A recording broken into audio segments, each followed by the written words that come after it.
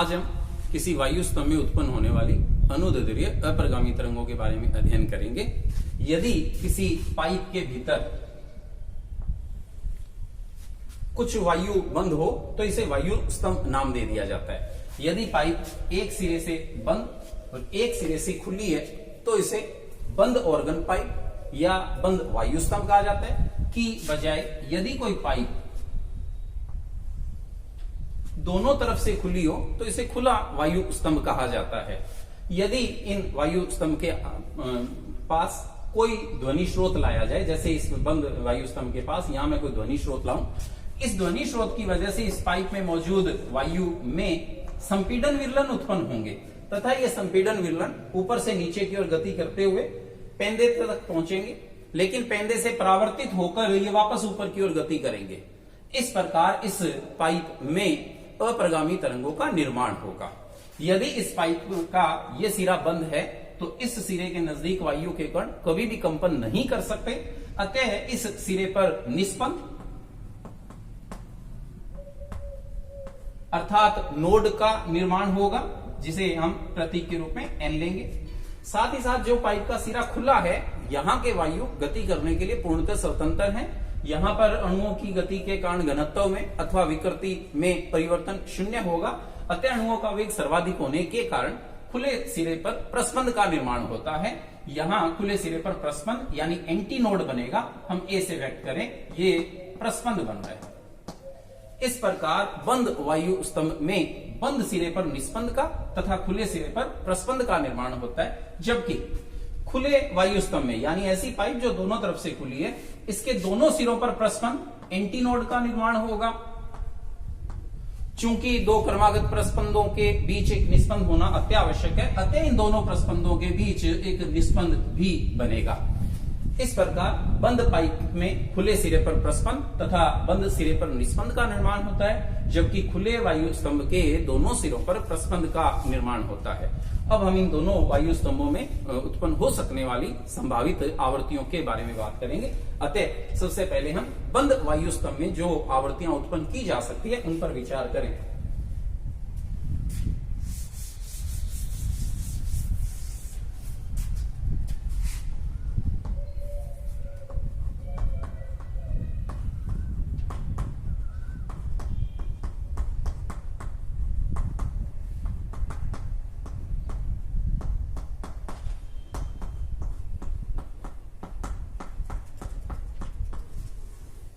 बंद वायु स्तंभ में अप्रगामी तरंगे, इसे समझने के लिए हम कल्पना करें कि हमारे पास कोई L लंबाई का पाइप है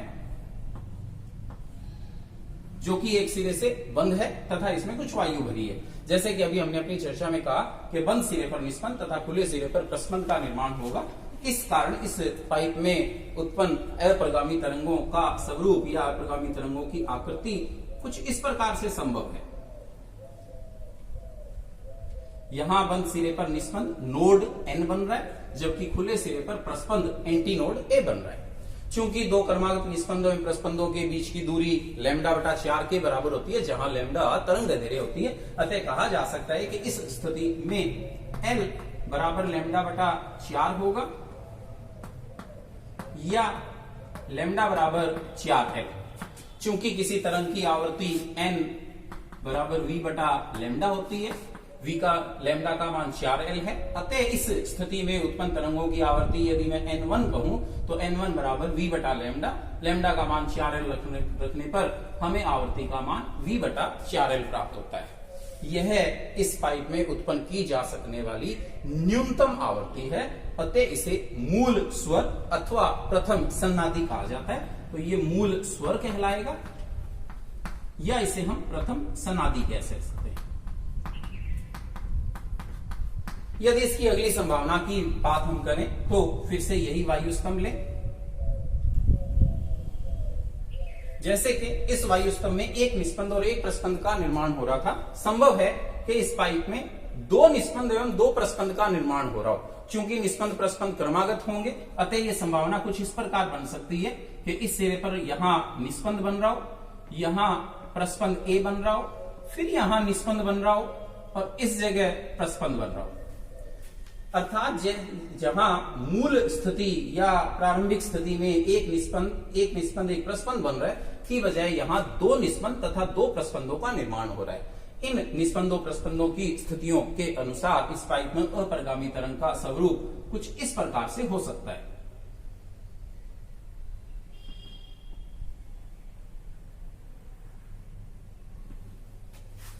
इस स्थिति में पाइप की लंबाई L ले रखी है हमने, स्मॉल l, और यदि हम तरंग दैर्ध्य के अनुसार बात करें तो दो निस्पंदों के बीच की दूरी λ/2 के बराबर, जबकि निस्पंद तथा प्रस्पंद के बीच की दूरी λ/4 के बराबर। अतः इस अवस्था में पाइप की लंबाई L बराबर होगी λ/2 प्लस λ/4, या L बराबर 3 λ/4, या लैम्डा बराबर ज्ञात करें तो 4 गुणा में तथा 3 भाग में आ जाएगा। अतः लैम्डा बराबर 4l/3 प्राप्त होगा। इस स्थिति में उत्पन्न तरंग की आवर्ती यदि n2 हो तो n2 बराबर v/λ लें, और यहां लैम्डा का मान रखें 4l/3, 3 ऊपर v के साथ गुणा में आ जाएगा। अतः हमें मान प्राप्त होगा 3 v/4l। यह आवर्ती मूल जो स्वर हमें प्राप्त हुआ था v/4l, उसकी 3 गुना है। अतः यह आवर्ती n2 बराबर 3n1। चूंकि यह आवर्ती प्रथम सन्नादि से 3 गुना है, अतः इसे तृतीय सन्नादि कहा जाता है।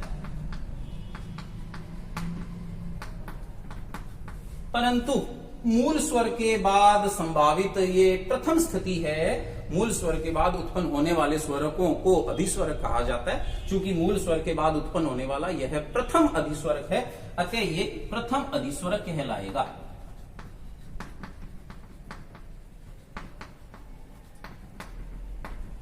इस प्रकार इस स्थिति में उत्पन्न आवृत्ति को तृतीय सन्नादि, क्योंकि यह प्रथम या मूल स्वर की 3 गुना है, तृतीय सन्नादि अथवा प्रथम अधिस्वरक कहा जाता है। बिल्कुल इसी प्रकार यदि हम एक अन्य स्थिति की बात करें तो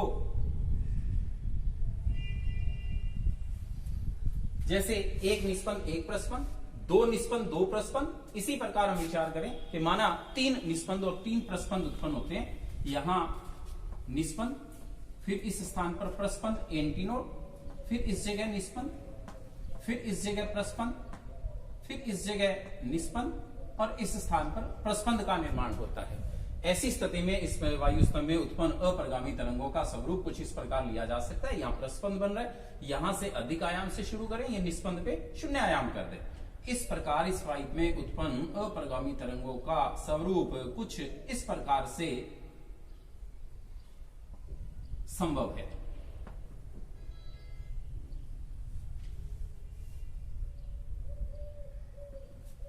इस स्थिति में पाइप की लंबाई या वायु स्तंभ की लंबाई हमने L ले रखी है। ये L किसके बराबर होगी, हम देखें तो दो निस्पंदों के बीच दूरी λ/2, फिर निस्पंदों के बीच दूरी λ/2 तथा निस्पंद एवं प्रस्पंद के बीच की दूरी λ/4। अतः L बराबर λ/2 प्लस λ/2 प्लस λ/4 लें तो L बराबर हल करने पर λ/2 1 लैम्डा हो जाएगा, प्लस 1/4 लैम्डा, हमें प्राप्त होगा 5/4 लैम्डा, या लैम्डा बराबर हल करें तो 4 गुणा में 5 भाग में आने से लैम्डा बराबर 4l/5 प्राप्त होगा। इस स्थिति में यदि आवर्ती का मान n3 माना जाए तो n3 बराबर v/λ, परंतु लैम्डा का मान 4l/5, 5 ऊपर की तरफ आ जाएगा। अतः हल करने पर n3 बराबर 5 गुणा v/4l आएगा। हम देख सकते हैं कि ये आवर्ती प्रथम सन्नादि में प्राप्त आवर्ती v/4l का 5 गुना है, अतः इसे पंचम सन्नादि कहा जाएगा। परंतु मूल स्वर के बाद उत्पन्न होने वाली ये द्वितीय स्थिति है, अतः इसे द्वितीय अधिस्वरक भी कहा जाता है।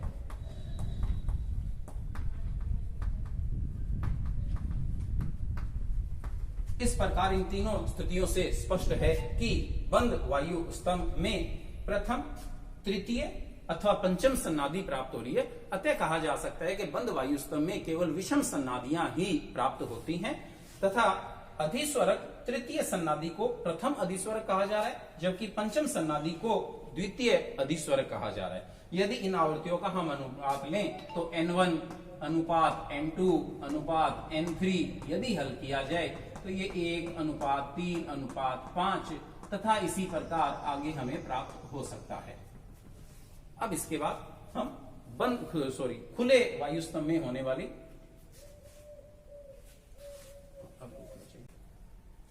अब हम किसी खुले वायु स्तंभ में उत्पन्न हो सकने वाली अनुदैर्घ्य अपरिगामी तरंगों के बारे में पढ़ेंगे। तो इसके लिए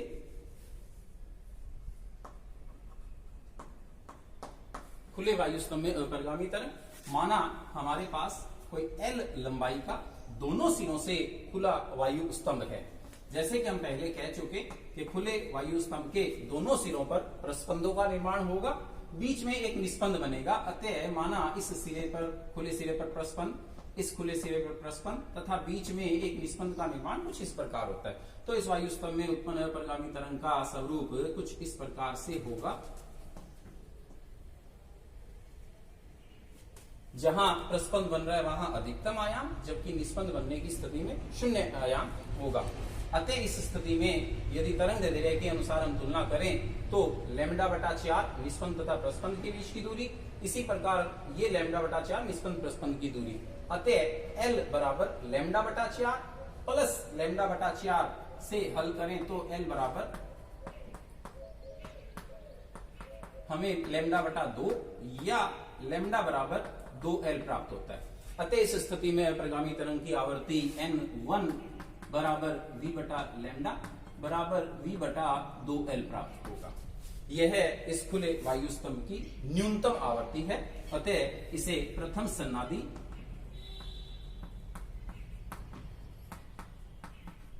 अथवा मूल स्वरक या मूल स्वर भी कह दिया जाता है।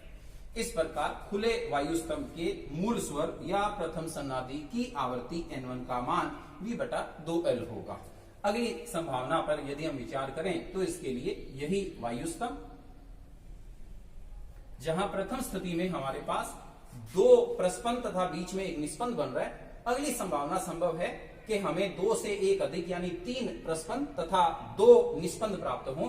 तो माना इस खुले वायु स्तंभ में यहां प्रस्पंद, इस सिरे पर प्रस्पंद तथा इस सिरे पर भी एक प्रस्पंद प्राप्त होता है। इनके बीच में 2 निस्पंद इस प्रकार बन रहे हैं। अतः जहां मूल स्थिति या प्रथम स्थिति में 2 प्रस्पंद और 1 निस्पंद बना की बजाय यहां 3 प्रस्पंद तथा बीच में 2 निस्पंद बन रहे हैं। इन प्रस्पंद निस्पंदों के अनुसार इस पाइप में बनने वाली अपरिगामी तरंग का स्वरूप कुछ इस प्रकार संभव हो सकता है।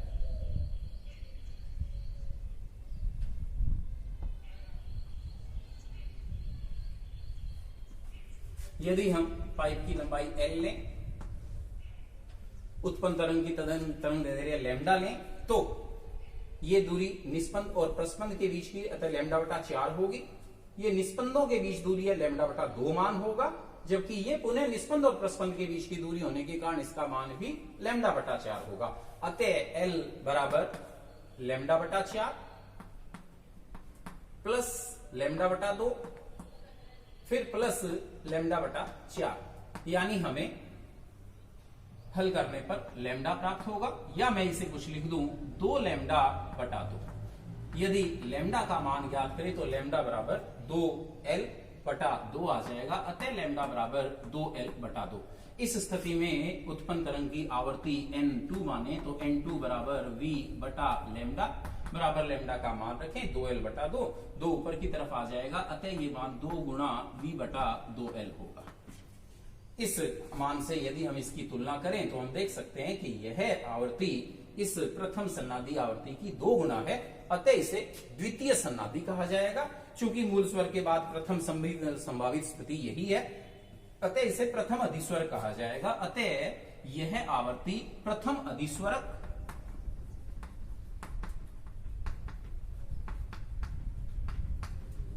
अथवा द्वितीय सन्नादि कहलाती है। इसी तरह एक अन्य स्थिति पर और विचार हम करें तो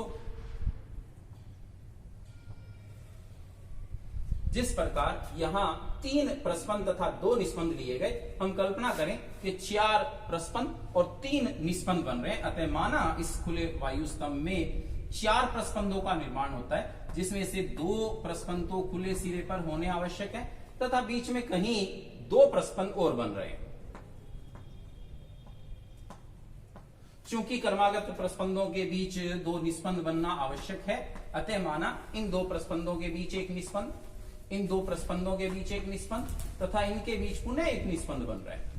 इस प्रकार इस आकृति में हमने 4 प्रस्पंद तथा 3 निस्पंद लिए हैं। इनके अनुसार इसमें संभावित अपरिगामी तरंग का आकार या आकृति कुछ इस प्रकार से होगा।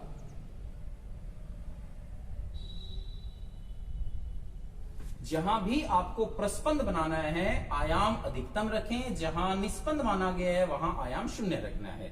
बिल्कुल इसी प्रकार दूसरी तरफ से भी मैं शुरू करके आकृति लूं तो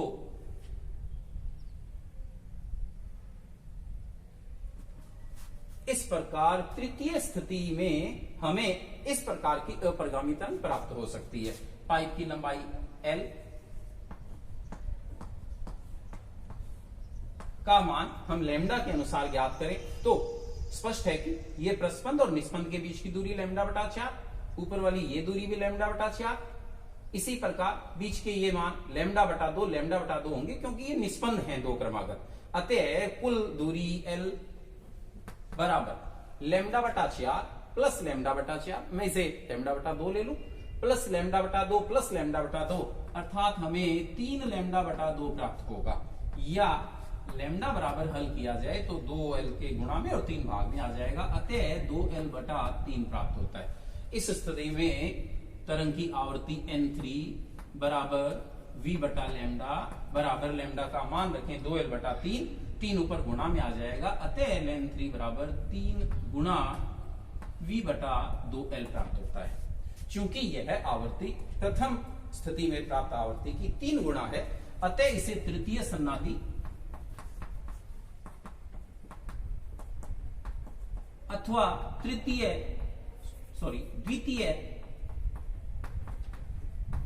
अधिस्वरक कहा जाएगा। तृतीय सन्नादि इसलिए कि न्यूनतम आवृत्ति की 3 गुणा है, द्वितीय अधिस्वरक इसलिए कि जो न्यूनतम स्वर होगा, न्यूनतम आवृत्ति की जो तरंग होगी उसे मूल स्वर कहा जाता है। उसके बाद उत्पन्न होने वाले संभावित स्वरकों को ये प्रथम अधिस्वरक, अब ये द्वितीय अधिस्वरक है।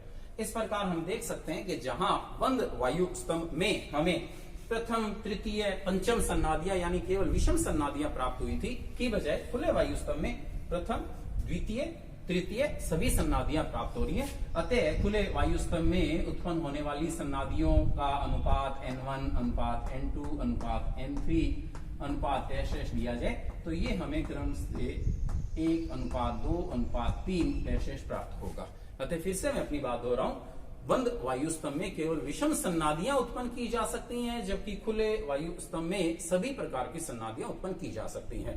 बंद वायु स्तंभ में तृतीय सन्नादि प्रथम अधिस्वरक कहलाएगी, पंचम सन्नादि द्वितीय अधिस्वरक कहलाएगी, जबकि खुले वायु स्तंभ में द्वितीय सन्नादि प्रथम अधिस्वरक है, जबकि तृतीय सन्नादि द्वितीय अधिस्वरक है। एक तरह से इन स्वरों या अधिस्वरकों या सन्नादियों का मिलान हम किसी डोरी में उत्पन्न अपरिगामी तरंगों से भी कर सकते हैं। किसी डोरी में भी सभी प्रकार की सन्नादियां उत्पन्न की जा सकती हैं, केवल बंद वायु स्तंभ में सिर्फ विषम सन्नादियां उत्पन्न की जा सकती हैं। तो अब हम डोरी में उत्पन्न अनुप्रस्थ अपरिगामी तरंगे और वायु स्तंभ में उत्पन्न होने वाली अनुदैर्घ्य अपरिगामी तरंगों की परस्पर तुलना करें। इसके लिए हम 3 भागों में बात करेंगे, तनी हुई डोरी, बंद वायु स्तंभ और खुला वायु स्तंभ। जैसे कि हमने देखा कि यदि किसी 2 बिंदुओं के बीच तनी हुई डोरी को विभिन्न स्थानों से खींचकर छोड़ा जाए तो इसमें विभिन्न प्रकार की आवृत्तियां उत्पन्न होती है। यदि किसी डोरी के मध्य बिंदु से खींचकर छोड़ा जाए तो इसमें उत्पन्न आवृत्ति N1 बराबर 1/2L वर्गमूल T/M होगा। इसे मूल स्वर अथवा प्रथम सन्नादि कहते हैं। अतः तनी हुई डोरी की प्रथम सन्नादि का मान N1 बराबर 1/2L रूट वर्गमूल T/M है। यदि इस पाइप तार के या डोरी के मध्य बिंदु को स्थिर रखते हुए चौथाई भाग से खींचकर छोड़ा जाए तो ऐसी स्थिति में यह डोरी कुछ इस प्रकार से कंपन करेगी और इसमें उत्पन्न आवृत्ति का मान N2 बराबर 2/2L वर्गमूल T/M होगा। यह आवृत्ति इस आवृत्ति का 2 गुना होगी।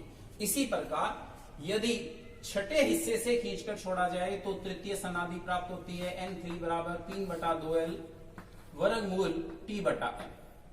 कुल मिलाकर इस विवेचना से स्पष्ट है कि किसी तनी हुई डोरी को विभिन्न जगह से यदि झंकृत किया जाए, विक्षेपित किया जाए तो इसमें अलग अलग प्रकार की आवृत्तियां उत्पन्न होती हैं।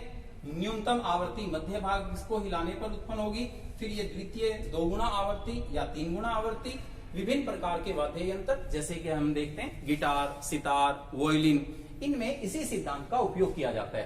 किसी भी वाद्य यंत्र में एक या एक से अधिक तार किन्हीं 2 बिंदुओं के बीच कसे होते हैं और कोई भी वादक उस तार को विभिन्न जगह से झंकृत करता है। इन सभी तारों में उत्पन्न तनाव का मान अलग अलग होता है। अतः इस सूत्र के अनुसार N1 बराबर 1/2L वर्गमूल T/M के अनुसार यदि तनाव का मान अलग अलग होगा तो मध्य बिंदु से हिलाने पर भी अलग अलग प्रकार की आवृत्तियां उत्पन्न हो सकती है।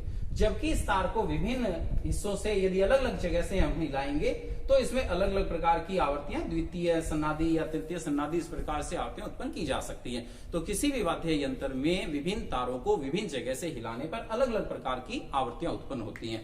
बिल्कुल इसी प्रकार यदि बंद वायु स्तंभ की बात करें तो बंद वायु स्तंभ में न्यूनतम आवृत्ति जो हमें प्राप्त होती है वो इस स्थिति में प्राप्त हुई और इस आवृत्ति का मान हमें आया N1 बराबर V/4 है।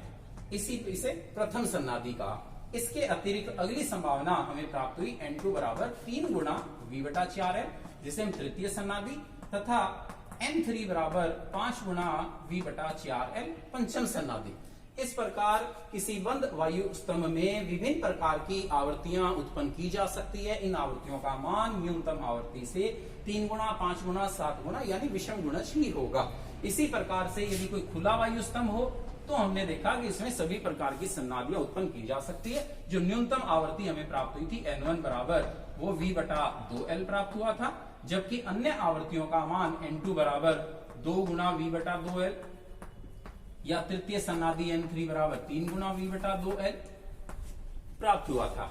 विभिन्न प्रकार के वायु आधारित वाद्य यंत्र जैसे शंख, तबला, सीटी इत्यादि वाद्य यंत्र इसी सिद्धांत पर काम करते हैं। या बांसुरी, किसी भी बांसुरी या शंख वगैरह में अलग अलग स्थानों से यदि ध्वनि उत्पन्न की जाए तो इन सूत्रों के अनुसार उनमें विभिन्न प्रकार की आवृत्तियां उत्पन्न होती है। जैसे कि हम जानते हैं कि संगीत में 7 स्वर सा, रे, गा, मा, पा, धा, नी माने जाते हैं। इन स्वरों की आवृत्तियों का मान क्रमशः ये होता है। सा की आवृत्ति 240 हर्ट्ज, रे की आवृत्ति 270 हर्ट्ज, गा की आवृत्ति 300 हर्ट्ज, मा की आवृत्ति 320 हर्ट्ज, पा की 360 हर्ट्ज, धा 400 हर्ट्ज तथा नी की आवृत्ति 450 हर्ट्ज होती है। यदि इस डोरी में या बंद या खुले वायु स्तंभ में किसी भी प्रकार से उत्पन्न आवृत्ति का मान 240 हर्ट्ज है तो सा स्वर की ध्वनि उत्पन्न होगी। लेकिन जैसे कि हमने देखा कि कहीं 2 गुना या 3 गुना आवृत्तियां भी हमें प्राप्त हो सकती हैं, अथवा इस वायु स्तंभ की लंबाई का मान जैसे इस सूत्र में अपने बात करें प्रथम आवृत्ति V/2L है, परंतु यदि इस L का मान परिवर्तित किया जाए, इस वायु स्तंभ का आकार इतना कम या ज्यादा किया जाए तो हम देख सकते हैं कि न्यूनतम आवृत्ति भी बदली जा सकती है। अतः न्यूनतम आवृत्ति 240 उत्पन्न की जा रही है तो सा स्वर उत्पन्न होगा, परंतु यही न्यूनतम आवृत्ति यदि किसी परिवर्तन से 320 हर्ट्ज हो तो मा का सुर उत्पन्न होगा। इस प्रकार विभिन्न प्रकार के वाद्य यंत्रों से उत्पन्न होने वाली ध्वनियां अप्रगामी तरंगों पर आधारित हैं, चाहे वो तनी हुई तार के ऊपर आधारित वाद्य यंत्र हो अथवा वायु आधारित कोई वाद्य यंत्र हो। उम्मीद करता हूं आप मेरी बात को अच्छी तरह से समझे।